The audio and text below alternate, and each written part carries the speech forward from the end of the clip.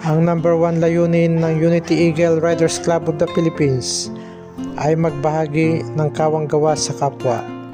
Kahit sa maliit na bagay, ito ay nagbibigay kasiyahan sa bawat taong natutulungan. Kami dito sa San Jose del Monte City, Bulacan Chapter ay nagsagawa kami ng feeding program para sa mga munting mag-aaral ng daycare center ng Carissa 3A, Barangay Kaipian, San Jose del Monte, Bulacan.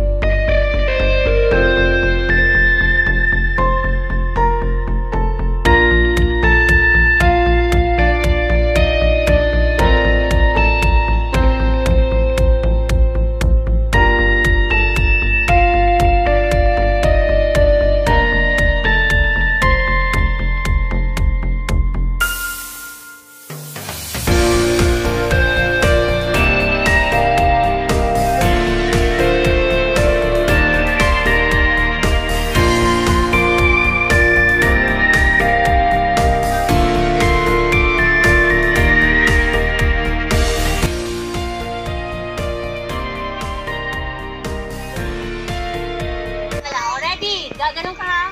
5, 6, sabay-sabay tayo. 5, 6, 7, 8. Yo. Ayan, Phil. Oh, very good. Yung kagawad suma, siya yung tumulong sa atin para ma-alipin natin ganitong feeding program. Maraming salamat, kagawad. Thank you. Gagawin ko siguro ito quarterly. Quarterly? Okay, sige. Para doon mo may natin sa pagkakalaki. Hindi naman tayo na puro na lang sa hindi ka lang naman ako. So, nandiyan ka naman kagawad. Wala naman tayo.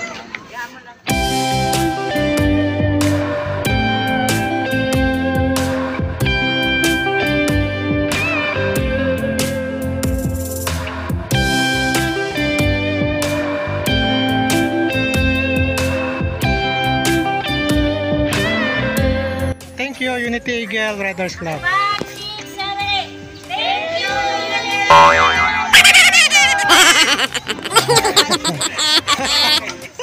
Wala po sa Kaipian Daycare Center po. Lubos po ako nagpapasalamat sa Unity Eagle Riders Club, especially po sa inyong pangulo na si Sir Edwin Del Rosario.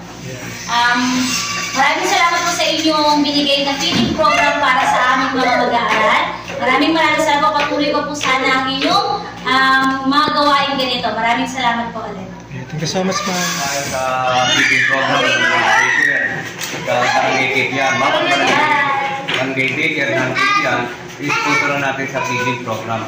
Ang nais lang po natin ay mapakita natin yung sa pagtulong sa mga ating mga apo o anak na nagkasakit sa barangay Kaipian. Yan po at maraming salamat.